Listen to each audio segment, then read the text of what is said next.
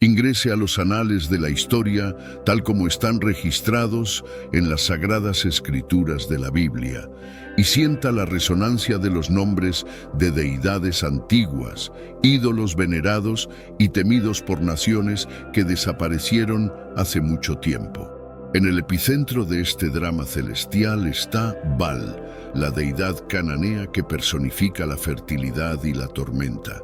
Su nombre resuena como el rugido de un trueno, prometiendo lluvia, una esperanza esquiva para quienes buscan su favor. En el primer Reyes, capítulo 18, versículo 21, Elías confronta valientemente al pueblo de Israel, desafiándolos a elegir entre el Señor y Baal una prueba de fe en el altar del Carmelo. Y aparece Ashera, retratada como la consorte de los dioses, símbolo de maternidad y fertilidad.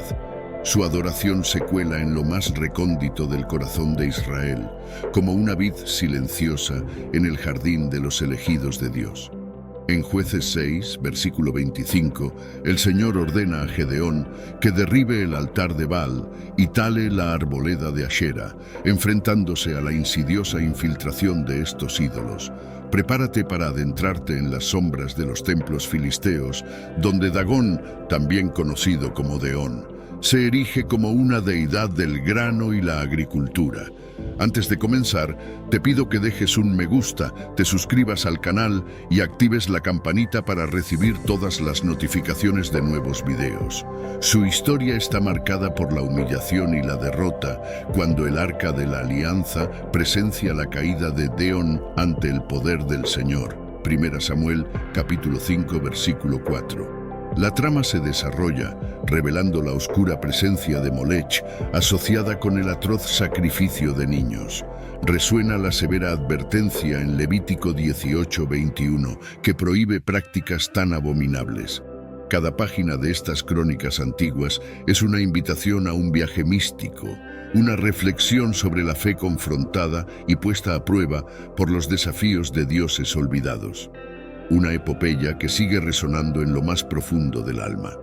Imagínese templos imponentes, envueltos en misterio, contemplando a Dion, el dios del grano y la agricultura.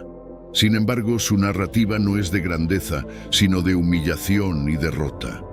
El Arca de la Alianza, la manifestación misma de la presencia de Dios, fue colocada en el templo de Dion, no para exaltarlo, sino para presenciar su caída ante el poder del Señor. En 1 de Samuel 5, capítulo 4, los filisteos se sorprenden al descubrir, al amanecer, que Deón estaba postrado ante el arca del Señor. Una escena que hace eco de la supremacía divina sobre los dioses terrenales. La mención de MCH provoca escalofríos, un dios asociado con horrendos actos de sacrificio de niños. Su adoración es etiquetada como abominación, ya que contamina todo lo que es santo y bueno. Levítico 18, capítulo 21, da una severa advertencia. No permitirás que ninguna de tus semillas pase por el fuego hasta Moloch. Ashtaroth, diosa de los sidonios, surge como seductora de deidades extranjeras, representando el peligro de la idolatría y la inmoralidad. Juan Reyes, 11 Veranos 5. La historia se desarrolla advirtiendo sobre las desviaciones del corazón humano. Finalmente, Kosh, la deidad moabita de la guerra y la subyugación, desafía a Israel en Jueces 11:24. Se plantea la pregunta crucial: poseer lo que, Kosh, tu Dios, te da posesión hoy. Pero nuestra atención se centra en Din, también conocido como Denan, una figura destacada de la Biblia y una de las antiguas deidades de la fascinante Mesopotamia. Considerado el padre de la existencia de Baal-Din, cuyas raíces se remontan a 3000 años antes de Cristo, lo que lo convierte en una de las deidades más antiguas de la historia mesopotámica. Los filisteos, un pueblo peculiar, practicaban un culto único dedicado a Dión, reconociéndolo como un dios de inmenso poder. Las prácticas devocionales implicaban rituales específicos, fundamentales para la espiritualidad filistea. Aunque la Biblia no profundiza en los detalles de estos rituales, los estudios históricos y culturales ofrecen un vistazo a este intrigante panorama. Dion, a menudo representado como una entidad híbrida, en parte humano y en parte pez, simboliza su dominio sobre la tierra y el mar. Esta peculiar representación, procedente del arte y los escritos del antiguo noreste, no se encuentra en el texto bíblico, sino que nació de fuentes arqueológicas. Estas imágenes son consistentes con la creencia de que Dion era un dios de la fertilidad, la agricultura y posiblemente del mar. La narrativa de Dion se desarrolla como un viaje a través de los siglos, brindando información fascinante sobre el culto y las creencias de un pueblo antiguo. Pero ¿por qué Dion, también conocido como Denan, a menudo exhibe rasgos parecidos a los de un pez en representaciones antiguas? Vamos a explorar. Es crucial señalar que estas fascinantes imágenes tienen sus raíces en fuentes arqueológicas e históricas más allá de la Biblia, ahondando en las profundidades del arte antiguo.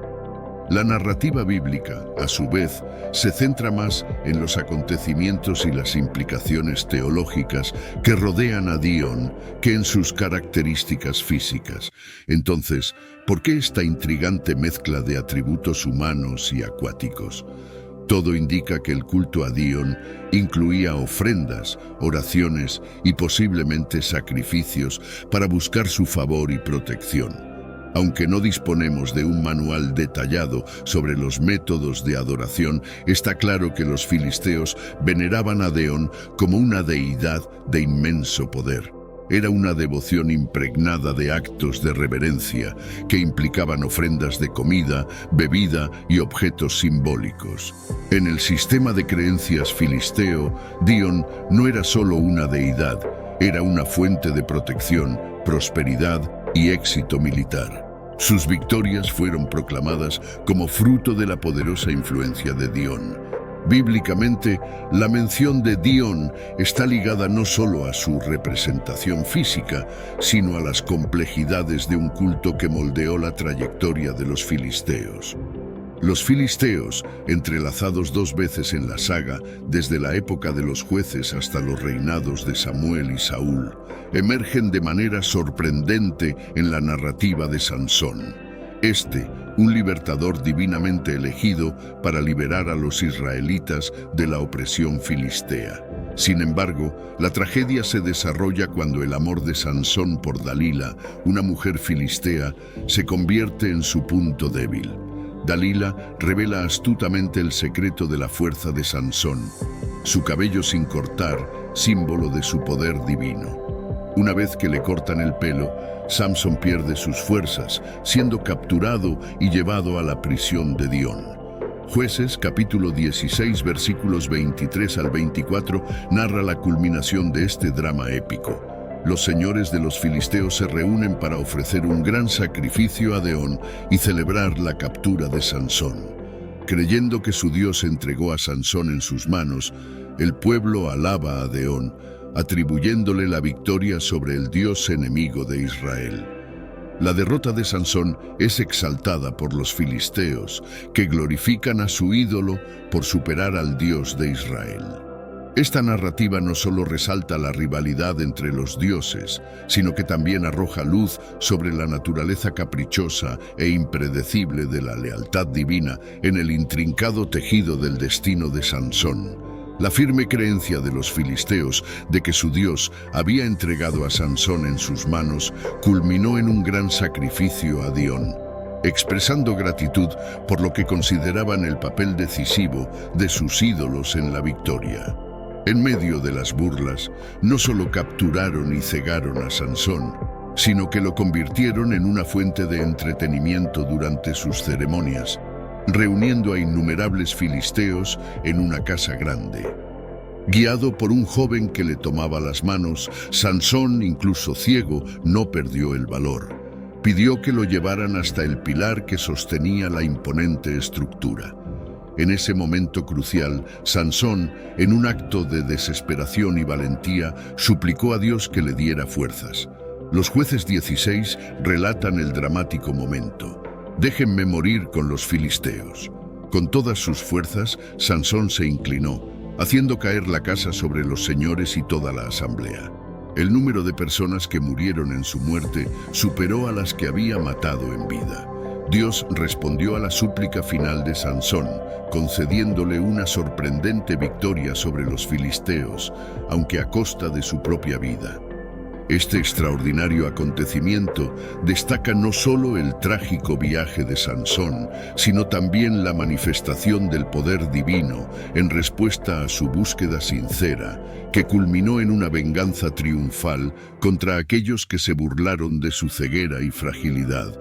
La historia de Sansón revela la ineptitud de la devoción de los filisteos hacia Dagón, revelando que su ídolo no ofrecía una verdadera protección.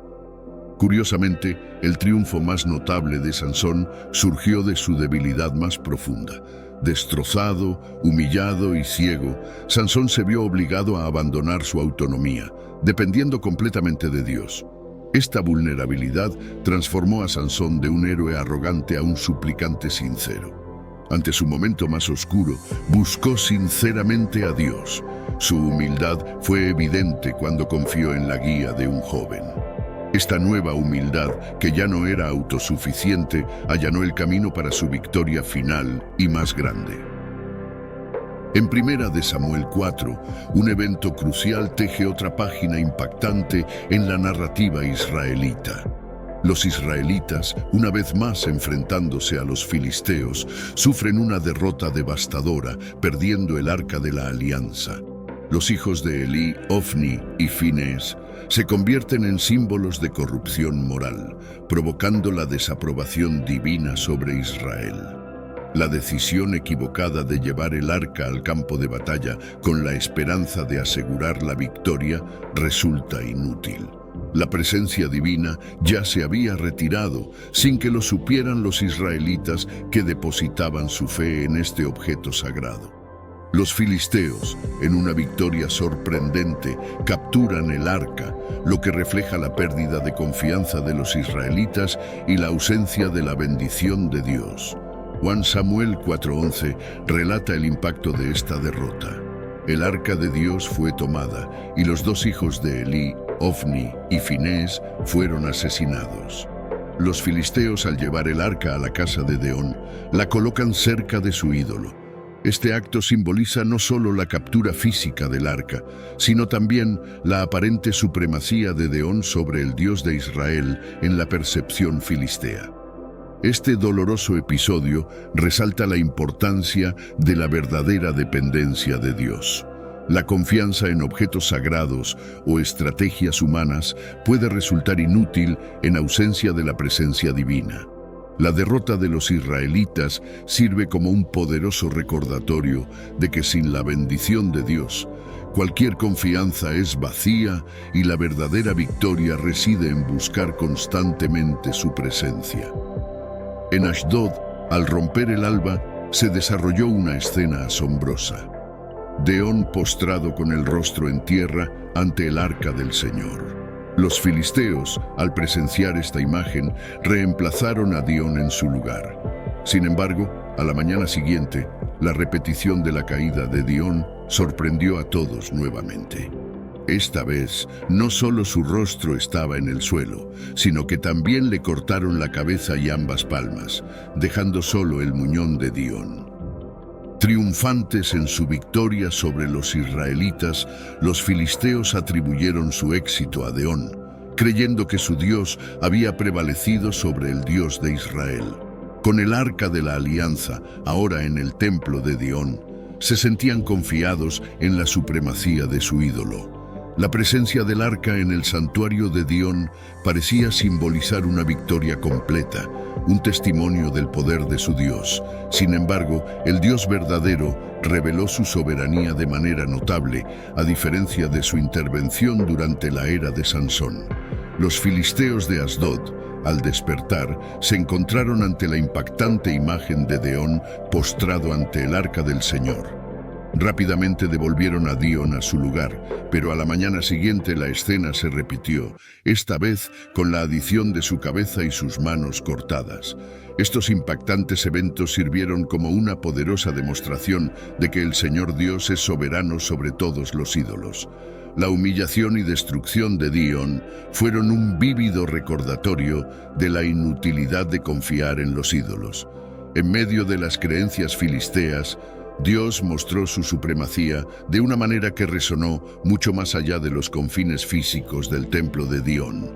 A la mañana siguiente, la sorprendente escena se repitió, pero esta vez, la cabeza y las manos de Dihon yacían cortadas, su cuerpo tirado en el umbral y solo quedaba su torso. Este impactante acontecimiento desalentó cualquier intento de volver a entrar al templo de Dihon en Ashdod. Imagínese la consternación de los sacerdotes filisteos cuando se encontraron con su ídolo postrado y destrozado ante el arca. Los días consecutivos de caída y desmembramiento de Dihon no fueron meras coincidencias. Estos acontecimientos testificaron poderosamente de la supremacía del Señor Dios sobre los dioses falsos, demostrando que ningún ídolo puede permanecer ante el Todopoderoso. La humillación y destrucción de Dihon fueron un claro recordatorio de la inutilidad de confiar en los ídolos. Aunque vivimos en una época muy alejada de los rituales y los ídolos tallados en piedra, la idolatría antigua persiste de maneras más sutiles e insidiosas. Si bien no nos inclinamos ante las estatuas de Baal o Dihon, ni ofrecemos sacrificios a Moik, nuestra era moderna está llena de su propio panteón de dioses que compiten por nuestra devoción y lealtad. Puede que estos dioses no adopten formas físicas como los ídolos del pasado, pero son igualmente reales en su poder sobre los corazones y las mentes. En una época en la que los dioses se esconden en los corazones y las mentes humanas, emerge uno de los ídolos modernos más omnipresentes y poderosos: el dinero. En una sociedad materialista, la riqueza y el éxito financiero a menudo se asocian erróneamente con el valor y la realización personal. La búsqueda incesante de fortuna puede convertirse en una pasión abrumadora, lo que lleva a las personas a sacrificar relaciones, tiempo y a veces incluso su brújula moral en aras de la ganancia financiera. Las Escrituras advierten, como en 1 de Timoteo 6:10, porque la raíz de todos los males es el amor al dinero. Este amor al dinero engaña a muchos, desviándolos de una vida de contentamiento y de fe en Dios. Otro Dios contemporáneo es el placer, que hoy cuenta con una legión de seguidores. La búsqueda incesante de entretenimiento, comodidad y gratificación sensual puede dominar la vida en una cultura que a menudo promueve un estilo de vida hedonista. La búsqueda del placer puede convertirse en un fin en sí mismo, haciéndose eco de la advertencia bíblica de 2 de Timoteo 3, donde se describe a las personas como amadores del placer más que de Dios. La idolatría de los placeres conduce a una existencia impulsada por los deseos, en lugar de una vida basada en la fe y la satisfacción.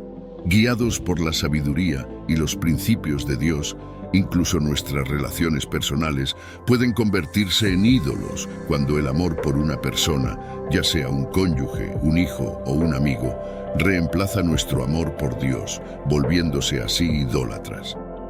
Jesús aborda esta dinámica en Mateo 10, capítulo 37, cuando afirma: «El que ama a padre o madre más que a mí, no es digno de mí». Esto no disminuye el valor de las relaciones humanas, pero resalta la importancia de ponerlas en el lugar que les corresponde en relación con nuestra devoción a Dios. Reconocer y confrontar la idolatría moderna requiere discernimiento del corazón y un compromiso de poner a Dios en el centro de nuestras vidas. Esto implica reevaluar nuestras prioridades, valores y las cosas que buscamos con pasión y dedicación. Como seguidores de Cristo, estamos llamados a estar en el mundo, pero no a ser de él. A disfrutar de las bendiciones de esta vida sin permitir que se conviertan en nuestros amos. Es un llamado a recordar el primer mandamiento: «No tendrás otros dioses delante de mí», Éxodo 23, y a vivir de maneras que reflejen nuestra lealtad suprema al Creador, no a la creación. Hay uno y solo uno. El Dios verdadero, tal como se revela en las Escrituras, trasciende nuestro entendimiento humano.